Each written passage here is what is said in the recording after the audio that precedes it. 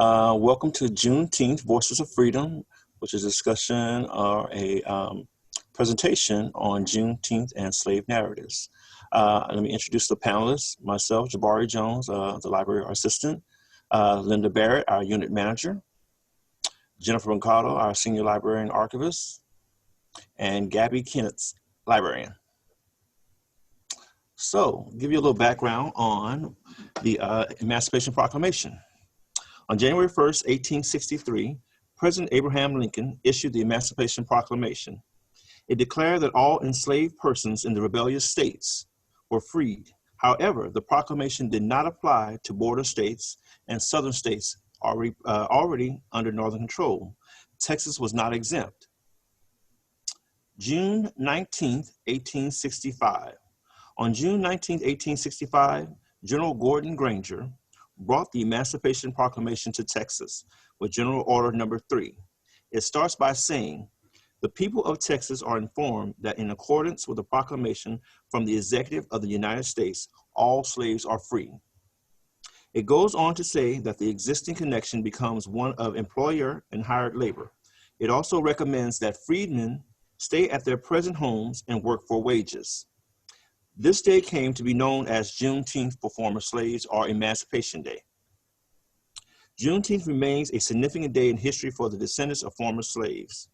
Workers' Progress Administration. The Federal Writers Project was a part of the Work Program Administration from 1935 to 1939. Teachers, historians, writers, and librarians were hired to document Americans' places, cultures, and history. One of the many projects included over 2,300 interviews with former slaves that had firsthand knowledge of slavery. Many of these interviews were done from 1936 to 1938. The Fort Worth interviews were done in the fall and the spring of 1937. This was done because of the lack of information that was being presented as a whole from Black Americans. At least 500 photographs were taken of the interviewees. The entire collection of narratives is maintained at the Library of Congress. The Fort Worth Public Library has some of the narratives in our 77 volumes of the larger Federal Writers Project. The slave narratives consist of autobiographical memories that reconstruct the world of the slave and recounts the history of slave life. Like all oral records or sources, the narratives are complicated. Most of the ex-slaves were older when interviewed and were children when enslaved. They told their stories during the Great Depression in the Jim Crow South. The WPA interviews may appear to have come literally out of the mouths of ex-slaves, but they do not represent unmeditated reality. These accounts were from notes of federal writers while interviewing former slaves slaves at the time or immediately afterwards. So we should be mindful that some of the WPA interviews may represent interviewers' biases and editors' agendas more than ex-slaves' actual memories. The Fort Worth Freedmen's interviews. So over 50 freedmen who lived in Fort Worth, and on this map show the locations of their homes. We selected 15 of these people to research. We used Fort Worth Public Library resources such as Ancestry.com, HistoryGeo, Fort Worth Star Telegram, historical databases, and the Fort Worth City Directories, as well as UNT Portal to Texas History and the Library of Congress digital collections. Now, I will pass this on to Linda, who will talk about the people that she researched. First, I would like to introduce you to Betty Bonner. She was 80 years old and living in the Stock 6 neighborhood at the time of her interview. Her name is spelled Bormer in the interview transcript, but census records and city directories indicate that it was actually Bonner. This could have been an error created by illegible handwriting by the person taking the notes during the interview. Betty was born into slavery on the plantation of Colonel M.T. Johnson on April 4th, 1857. His plantation was near Johnson Station in eastern Tarrant County. He claimed ownership of Betty's parents and 9 siblings, in addition to about 75 other slaves. After her family was freed, they moved with other freedmen to a piece of land Colonel Johnson allowed them the use of until his death. Regarding emancipation, Betty said that Johnson called the slaves to gather at the house. He stood on the porch and announced to them that they were free to leave. He said if they ever got in trouble, he would help them. Bonner stated that Johnson kept his word on multiple occasions. Johnson told the freedmen that he still needed help on the place and would pay those who wished to stay. Many of them stayed, but some left. Johnson gave them each a mule or a cow to get them started. Betty's parents were given some land. She said, "He doesn't give us the deed, but the right to stay until he dies." Betty married Sam Jones in approximately 1878. She divorced him after about 5 years and married Reuben Phelps in approximately 1895. Betty either divorced Phelps or he passed away, and she married Joe Bonner, who is listed in the city directories as a truck driver. Although Betty apparently referred to her husband as Joe in the interview, he is listed as Jacob in the city directories and the census where he appears as her husband. They lived for several years at 1612 Etta Street, but probably not before 1930. Although the sign next to the door of her house in the photograph reads Etter, research in Fort Worth city directories reveals no Etta Street until 1951, and that it was named Henrietta Street prior to that. Etta Street is located within J.A. Cavill Place in Stop 6. In the 1940 census, Betty is recorded at the same address. She told the interviewer, "I always get along fair, 'cause after freedom, I keeps working doing the nursing. Now I am getting $11 from the state for pension and get it every month, so now I am sure of something to eat, and that makes me happy." And now, this is James Cape. He was over 100 years old at the time of his interview and lived in what the interviewer described as a dilapidated shack in the rear of the stockyards. His parents, who were born in Africa, were enslaved by a man named Bob Houston, whose ranch was in southeast Texas. On the ranch, James learned to ride horses and care for livestock. He fought in the Confederate Army at Houston's request and was shot in the shoulder while doing so. He quickly realized the Army wasn't fun. He had to shoot at people and be shot at. James was free after the war and came back to Texas, taking a job herding cattle for a man named Ross on a remotely located ranch in Gonzales County. James saw Ross bringing in many head of cattle and decided he must be very wealthy. He then observed that they weren't breeding the cattle, just bringing them in and driving them away. After one drive, James heard the men talking about one of them having gotten shot. At this point, he remembered Bob Houston had talked about rustlers and that they would be hanged if they got caught. And he realized what was going on at Ross's was rustling. He began to worry but couldn't figure out a way to get away due to the remoteness of the ranch. Since he knew Ross drove the cattle north, James asked if he could go along on the next drive. They arrived in Kansas City, and Ross planned to rest for a couple of days before returning to Texas. James thought to himself that he would not be making that return trip. He snuck away and was sitting on a bench when he was approached by a tall, handsome, dark-haired man. The man asked if James was a cowhand and offered him a job on his farm in Missouri when he said he was. The man, whose last name was James, took James Cape to his farm. Cape worked for him for 3 years and felt that he was paid well, even more than he earned. Then he left, but not because he learned that the man was an outlaw. That was later. After James had learned that he was working for Jesse James, he missed Texas, and that is how he ended up in Fort Worth, where he remained.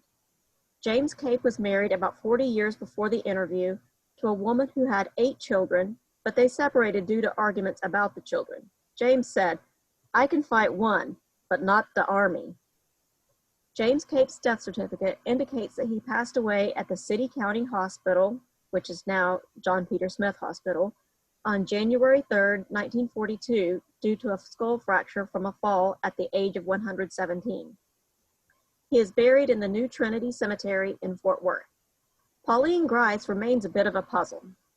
She gave her age at the time of the interview as 81 years of age and stated that she was born on the plantation of John Blackshire near Atlanta, Georgia.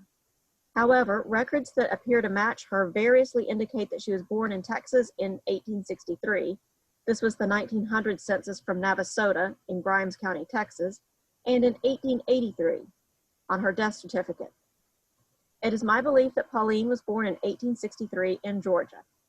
A man named John Blackshire appears on the 1850 slave schedule in Randolph County, Georgia. Pauline reported that John Blackshire enslaved her mother and 150 African Americans and 50 of their children. She didn't work until almost the end of the Civil War because she was too young. Pauline said that they didn't leave Blackshire, they just kept working for him like before. When Mr. Blackshire returned to the plantation at the end of the war, he told the slaves that they were going to be free soon, but that he considered it such at that point. He told them that they were welcome to stay on the plantation despite lack of supplies, or they could go off on their own. He thanked them and told them he would help them as much as he could. Again, Pauline said, they all stayed. Pauline's mother got married about 2 years after emancipation, and the family worked as sharecroppers.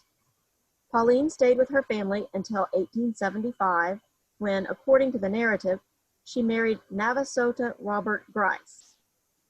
I believe that Navasota was an error introduced into the name by the interviewer or possibly by another individual deciphering handwritten notes. Research reveals that Pauline was married to Robert Grice in 1880.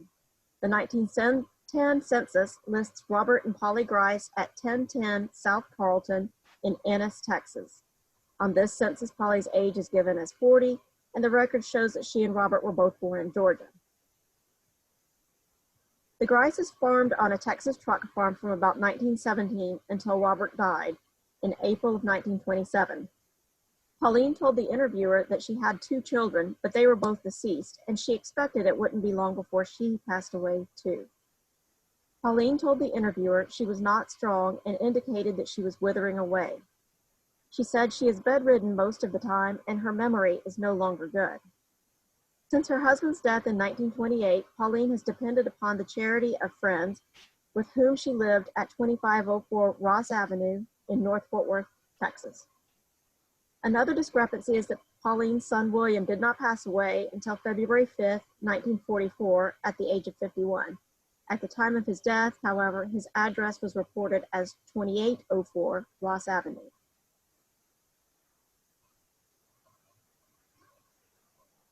This is William Hamilton.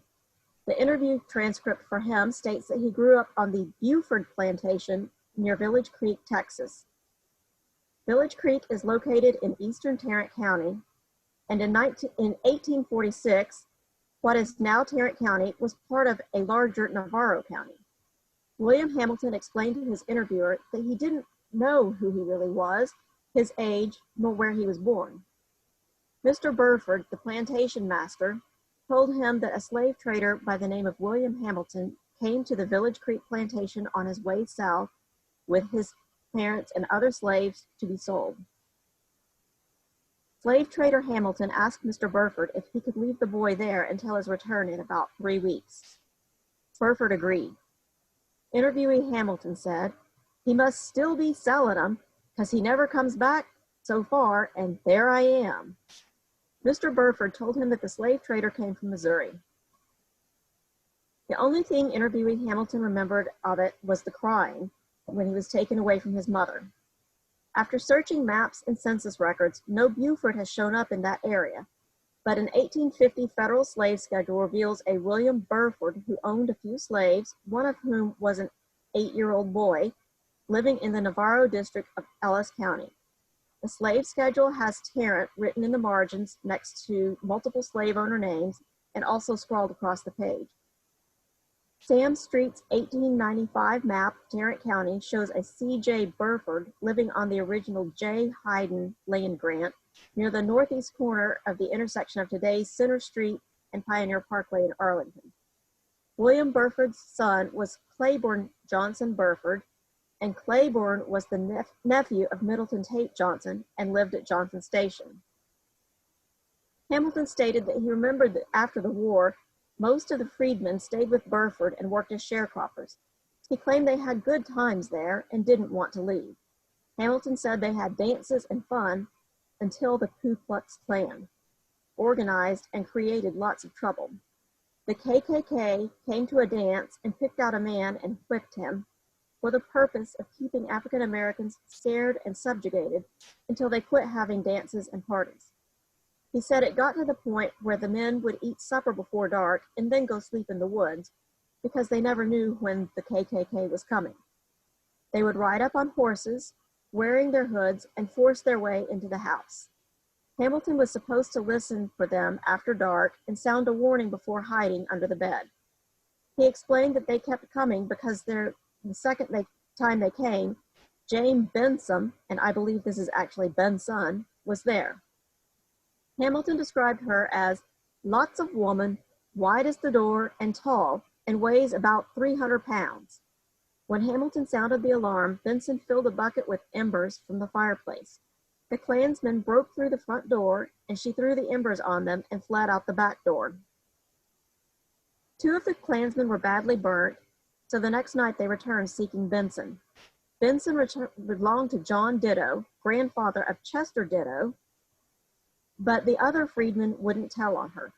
She eventually left the area, but the KKK looked for her nightly for 2 months.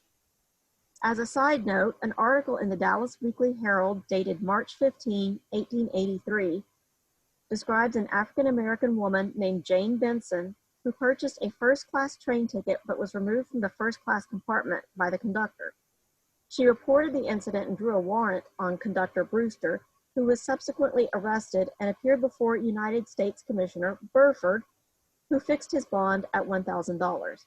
The article stated that Benson had purchased first-class tickets and had other correct conductors arrested in the past. Hamilton said that after the war, freedmen endured a lot of trouble. He said they thought white people should give them land and mules. Hamilton said that over in the valley, Moses, and Hamilton is surely referring to Mosier Valley and either J.K. or T.W. Mosier, owns lots of land and 50 families, and he gives each family a deed to about 50 acres. Hamilton stated some of the grandchildren of those families were still on that land, listing the Parkers, Farrows, and the Nelsons. In 1897, Hamilton married Effie Coleman, but they did not have any children. After she passed away, he was alone. He stated he is unable to do much and lives on a pension of $10 a month. He said he got to live in his shack in exchange for lawn mowing, but was not certain how long he would be able to continue doing the work. He said it was an awful way to spend one's last days. Hamilton lived at 910 East Weatherford Street at the time of his interview. Before we move on, there is a question that we can answer.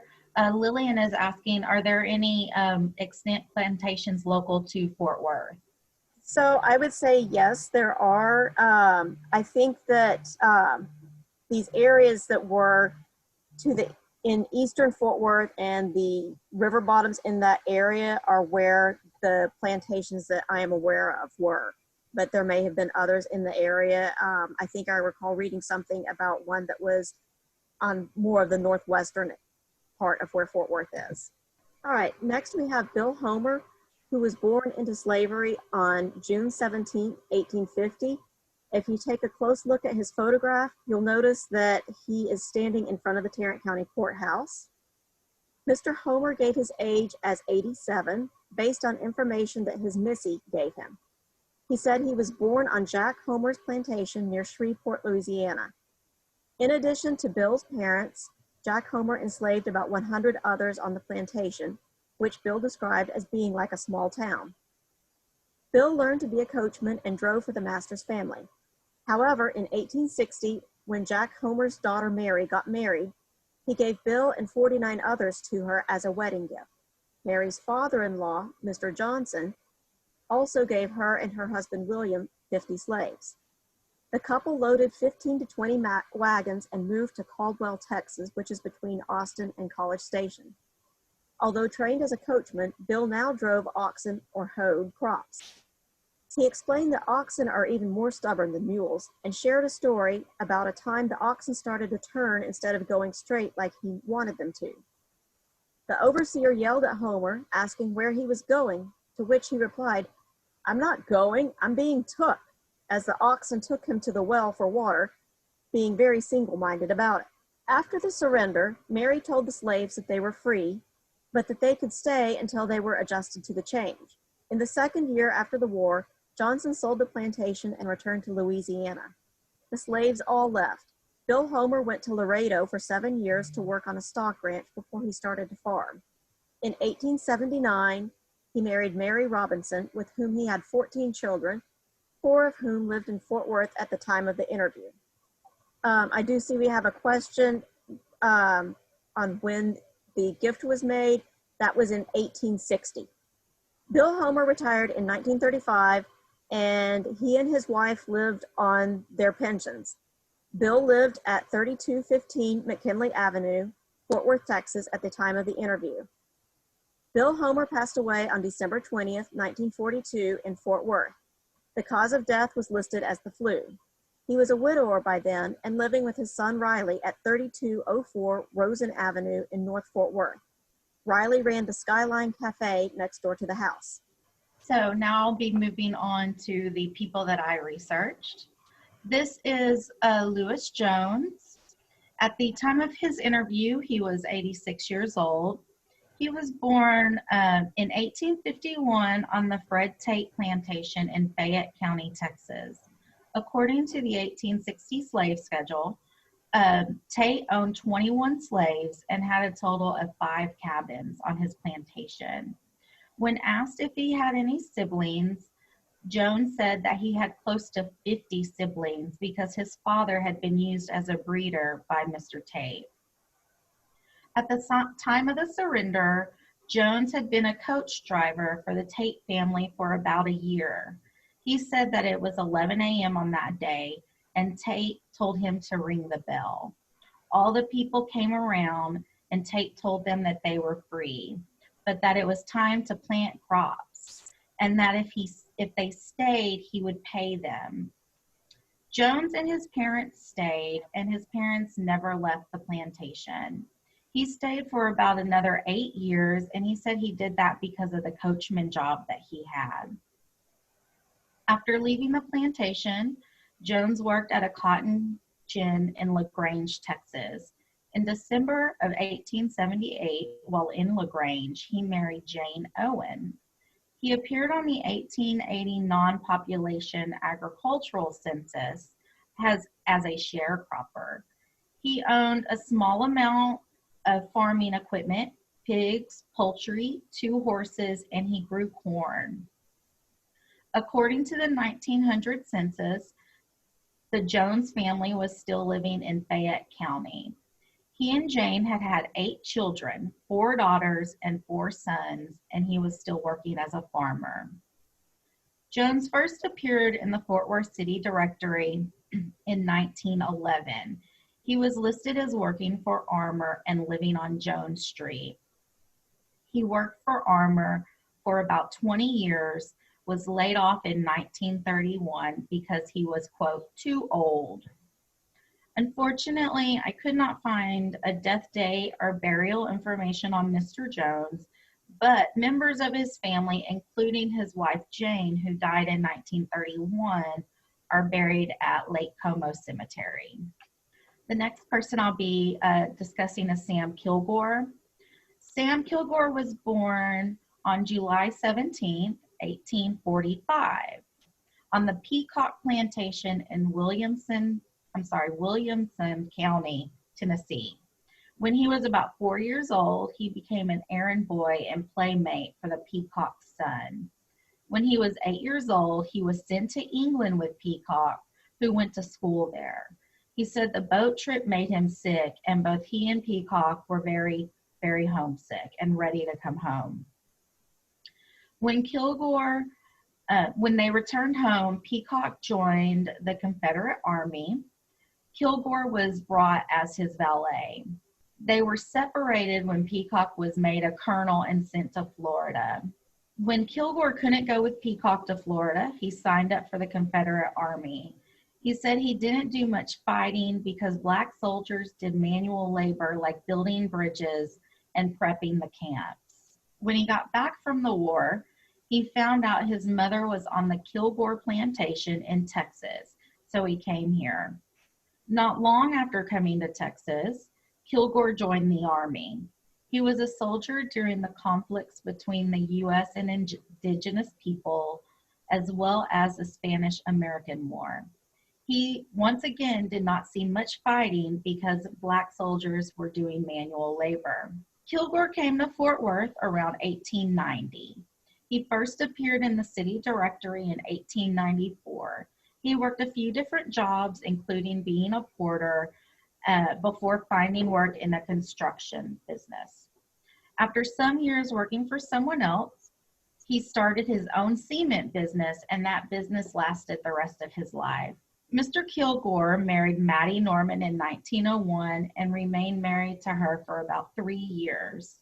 In 1909, he married Laura Young, and he said in his interview that he was never lucky enough to have any children. He did end the interview by saying that he had voted in every election, and he believes it is the duty for every citizen to vote. Kilgore died in 1948 at the age of 102 and is buried in Old Trinity Cemetery. So, Suzanne Mathews. Although the interviewer recorded her name as Louise Mathews, research points to her name being Susie or Suzanne. She was born on September 17th, 1858 in Shelby County, Texas, on the Reverend Robert Turner farm. Her father was actually owned by a neighboring farmer named Jack Hooper. When surrender came, they were called around, and Turner told them he had to let them go. He said he hated to do it, not because he didn't want them to be free, but because he didn't want to lose them. She said most people left, but they went to live with her father. They all came to Fort Worth around 1872. In 1874, she married Henry Daggett, and he died about 10 years later in 1884. A year later, she married Jim Byers, but he was not a good husband. She said that he took all of her hard-earned money, and he left her on Christmas Day, and that was the only present that he had ever given her.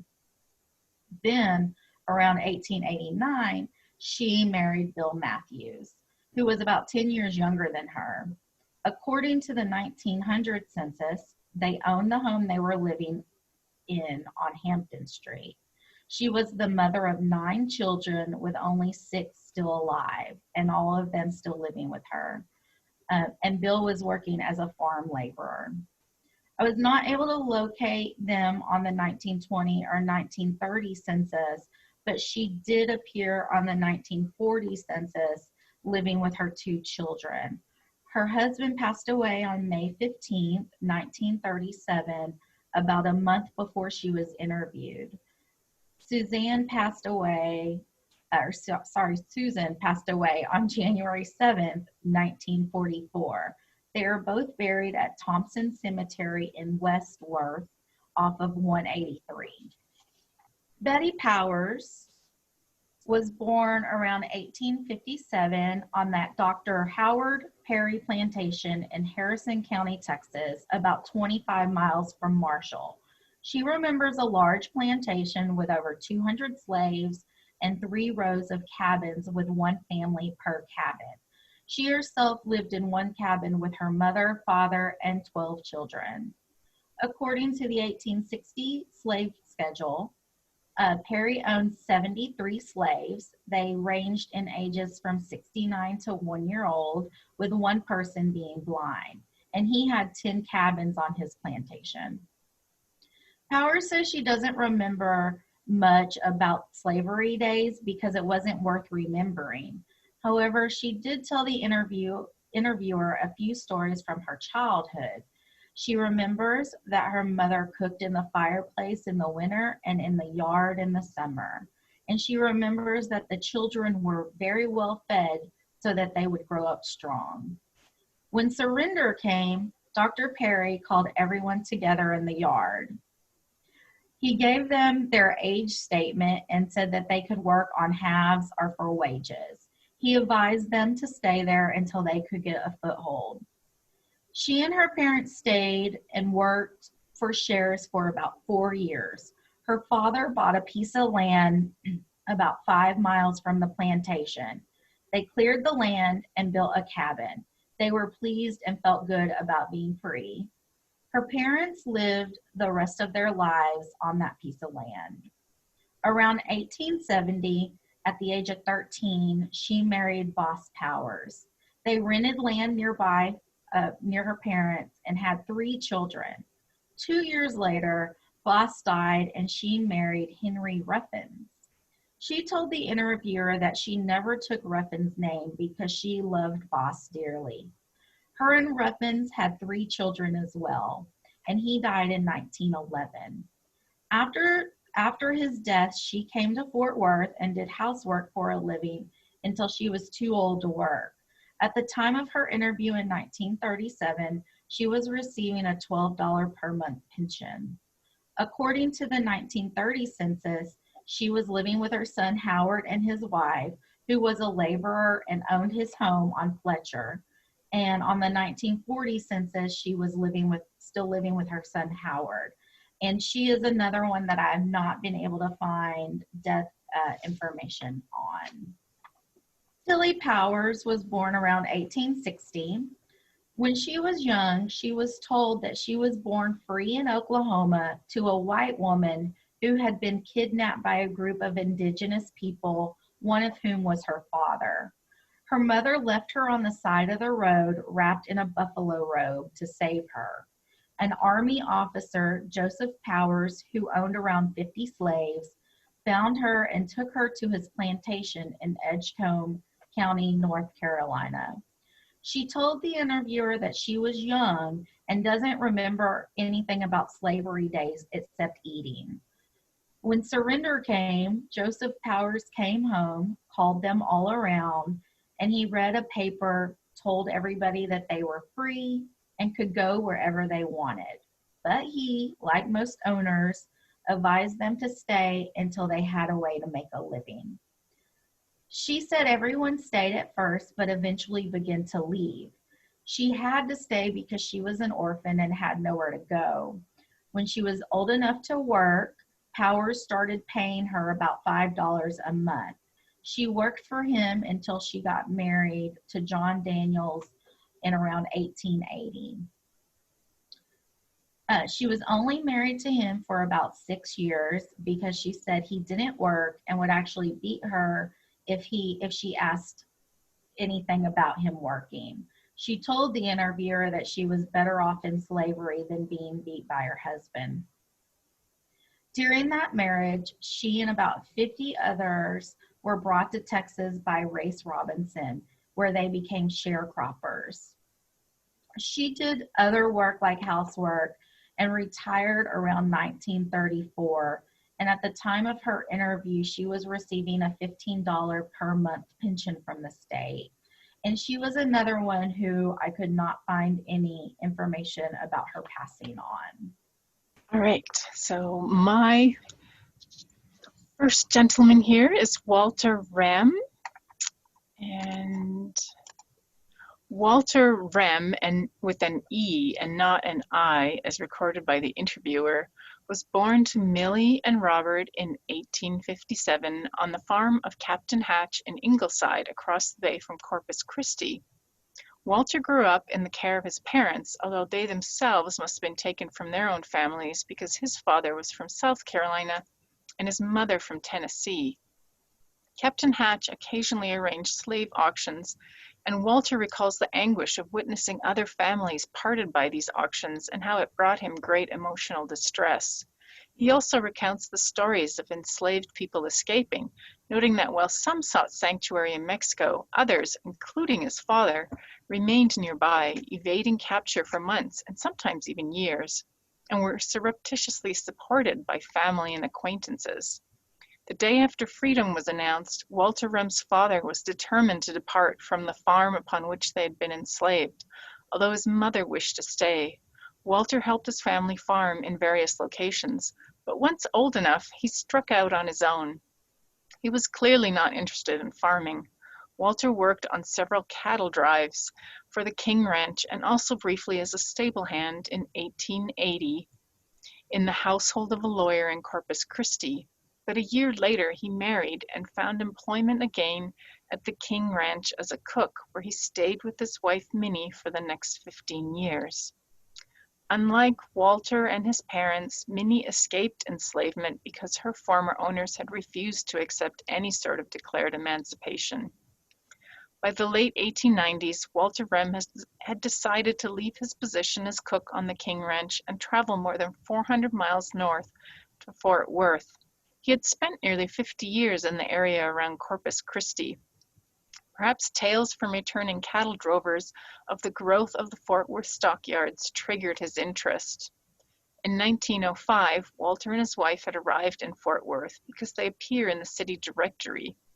Walter spent several years working at a variety of jobs, such as general laborer, porter, and janitor.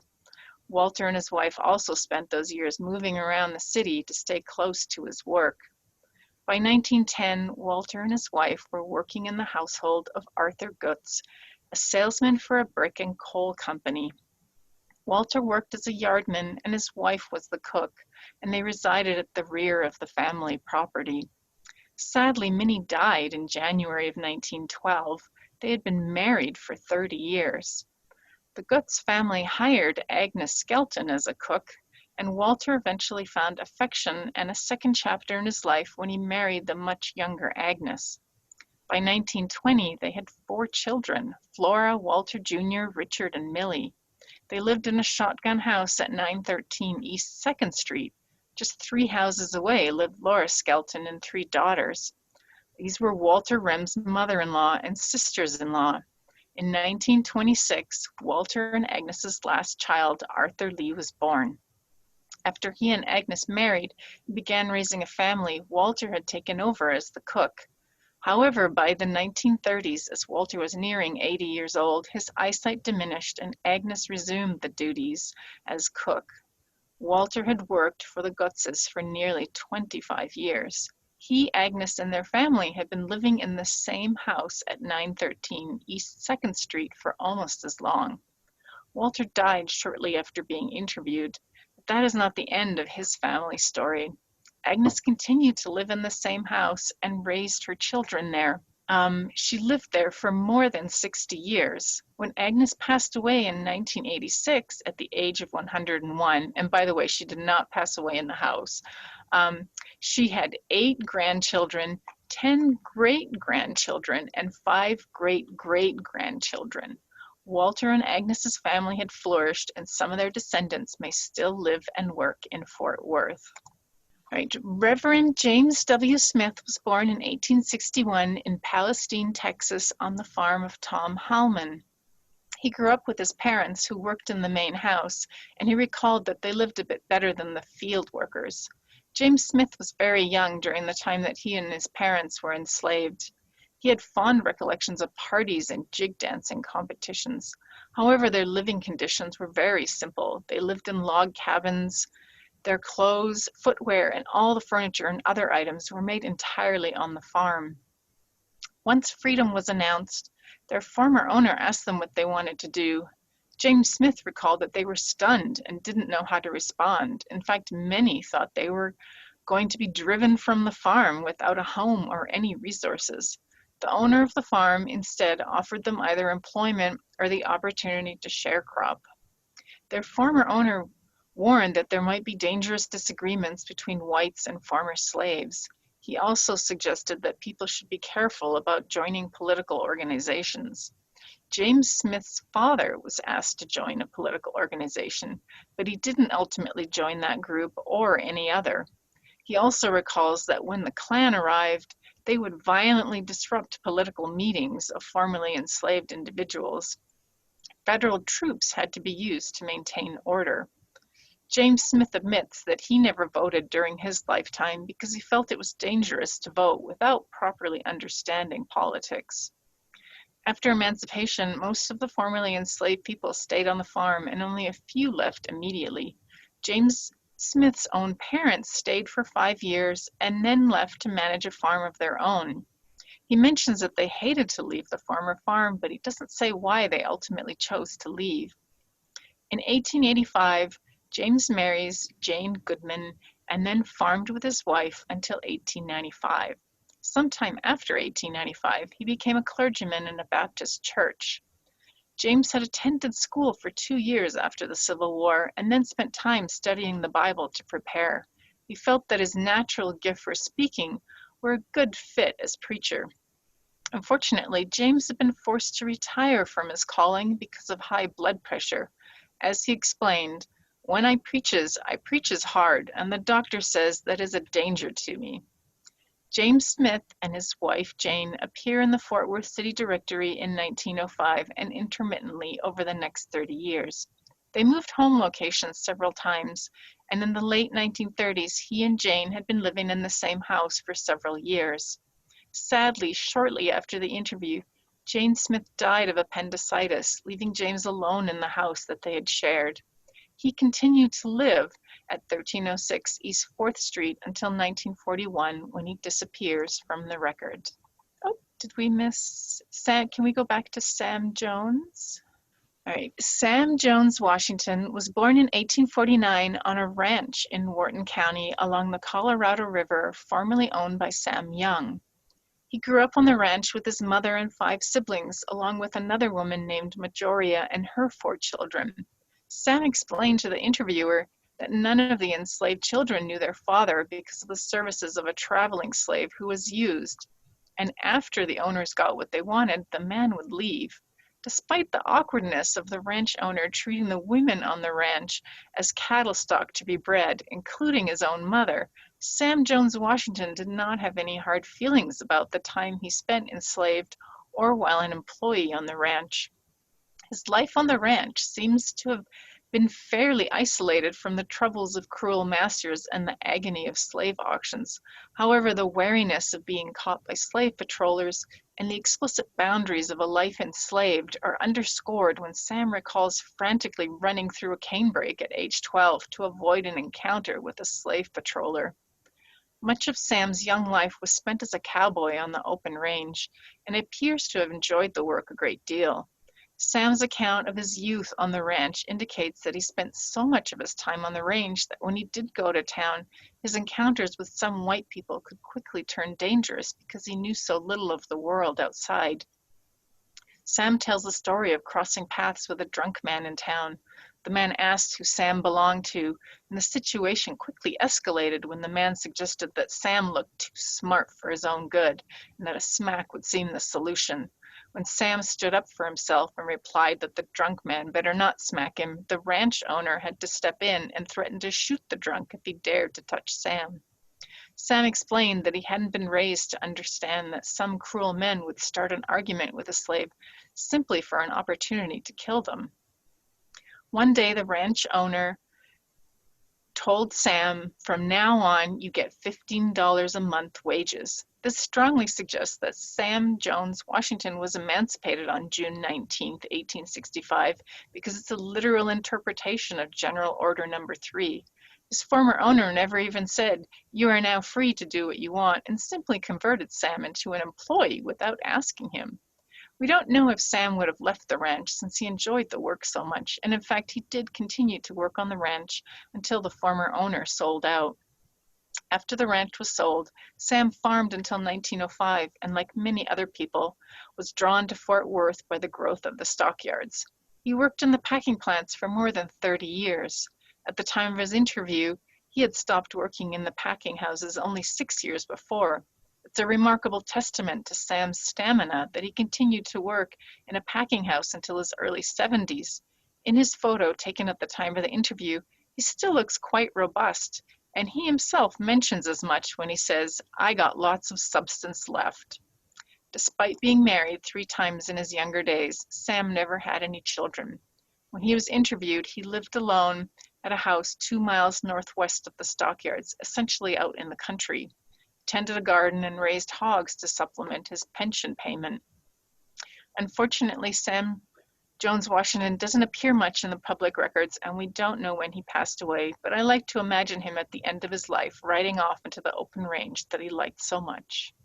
Millie Williams had a harrowing early life. She was born in 1851 in Tennessee to Martha Bearden and Milton Wade on the farm of Joe Benford.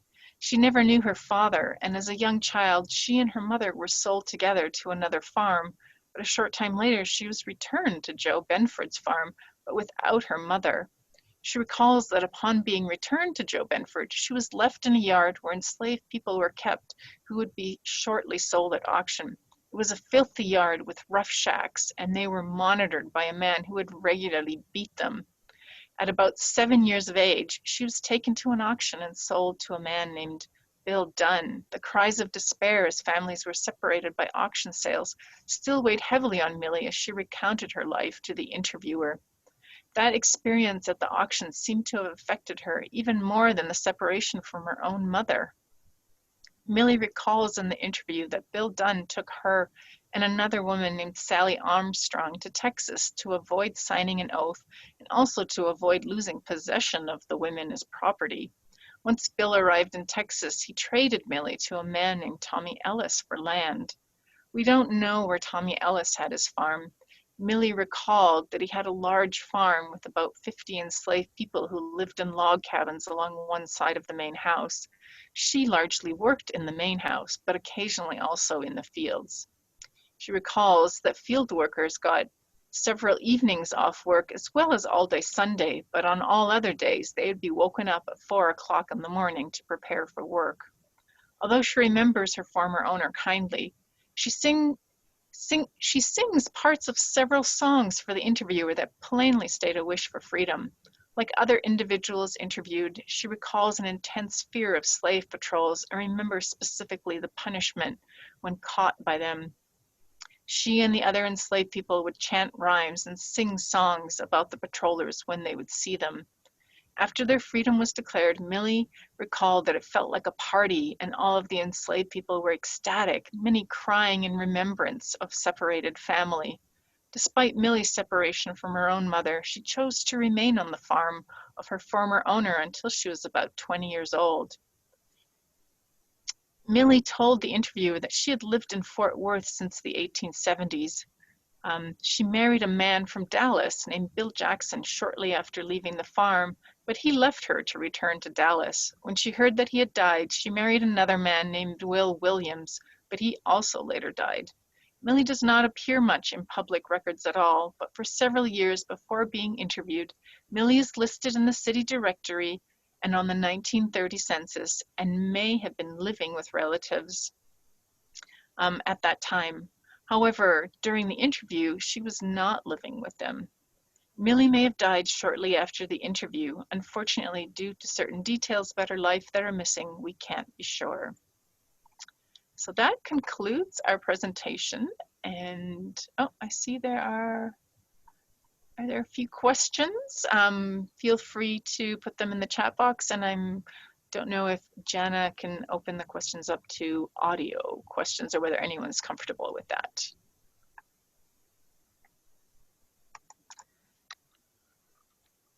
I am going to answer a question in the chat box about whether, actually I'll just say it out loud. So yes, many people after emancipation made great efforts to reconnect with families. And if you look at historic newspapers, you will occasionally see little advertisements where people have posted, recently freed people have posted looking for family members, children, husbands, wives, and sometimes, you know, decades have passed and they are desperate to reconnect with these family members.